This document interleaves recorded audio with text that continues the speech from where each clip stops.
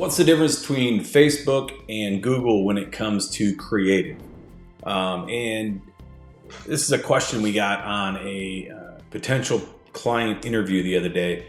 I thought it was a good question. It's a question that doesn't get asked a lot, but there's some major glaring differences. So, and this is something we worked with with our consulting clients that work in Facebook more and are learning Google Ads.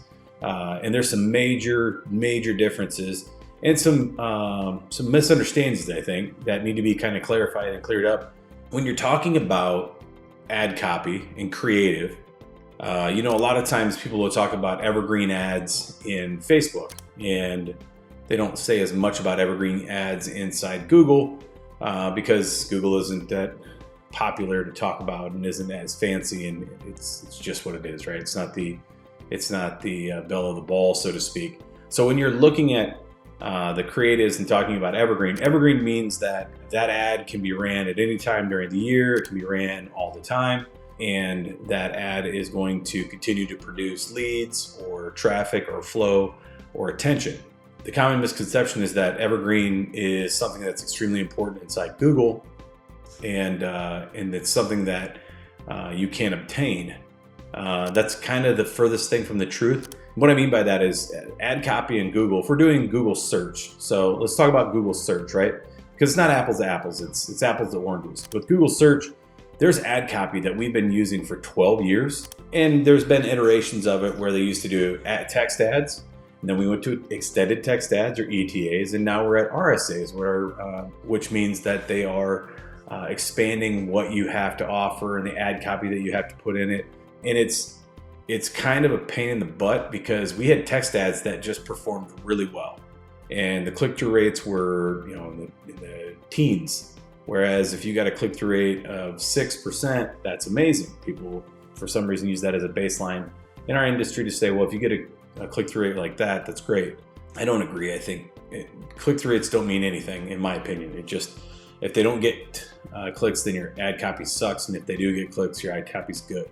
But where I'm going with this point is that Facebook, you have a Facebook fatigue is what we call it. If you run the same ad to the same people and pump those impressions, you're going to end up getting fatigue, and people are just going to walk away, right?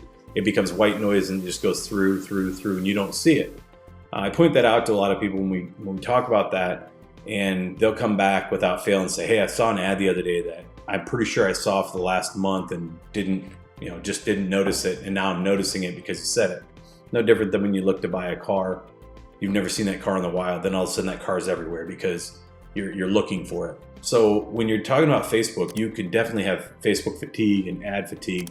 So it's very important to run through those ads and to change up that ad copy. Dynamic ads make that very easy to do. When you're talking static, where it's just an image or it's ad copy in an image, those have to be recycled, and then you have to possibly limit your impressions per user.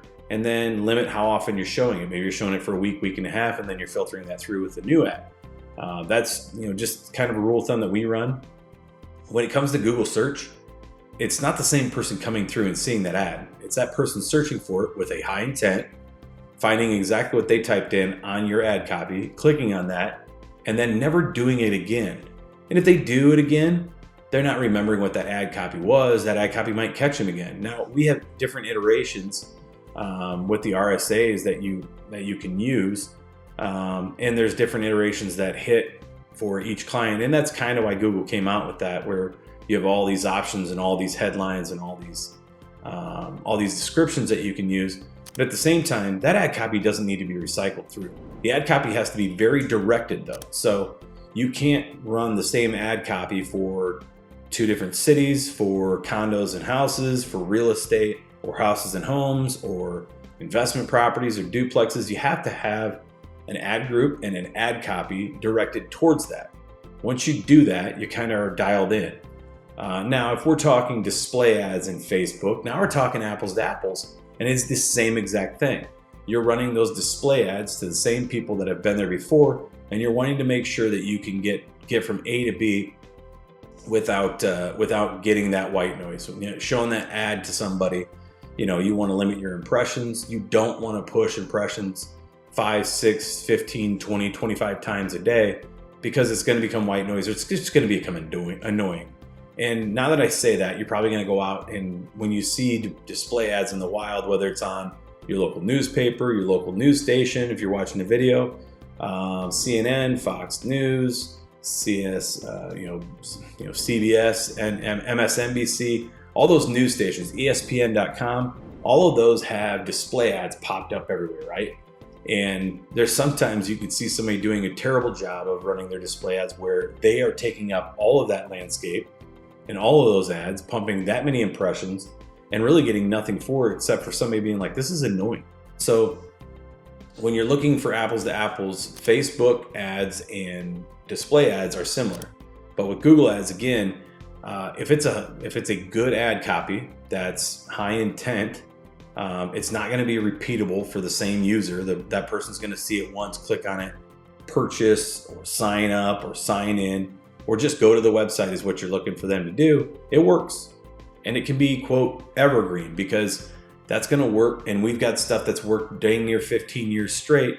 It's just a different iteration of that copy because of the fact that it's good and it's exactly what they're looking for. So when you're building your ad copy, which will be a good video for another time, is how to build that ad copy and what's the ad copy that we use to bring the eyeballs to our ads over top of the other people, and then what's the good ad copy to separate the buyers from the tire kickers, right? We think there's some things that separate the two from there as well. But again, when you're running Google ads, your daily work life as a Google Ads manager is not to sit there and change out ad copy at all times. It's more of an analytical and spot check job where you're looking at your numbers and you're figuring stuff out on what's going on in that sense. But you're not changing ad copy every week. That's not the smartest way to go about things, in my opinion. If you feel different, let me know. But I kind of want to point that out. That was a good question that we had talking with people on. This is a completely different world from Facebook, and it is. Ultimately, you can pull leads from a ton of different platforms, but that's what we see in Google. That's where we live most of the time. We do have Facebook managers in the office, but even they are looking at Google and being like, this is a completely different world. Not right, wrong, or different, just a different world, and it needs to be explained. So if you're ever talking to somebody about having them run your ads and they're going to tell you they're going to run through the ad copy on a weekly, monthly, or bi-monthly basis or whatever, don't do that. That just means that they're not good at ad copy. I mean, you got to be good at ad copy. You should be able to do that pretty easy. And it's not a set it and forget it. It's just set it up and make sure it works and make sure that copy is bringing in what you want. So little food for thought, so to speak. I hope this helps point you in a good direction. If you have any questions, comments, or concerns, let me know. Always interested in whatever people are seeing out there, and we will again see you on the interwebs soon.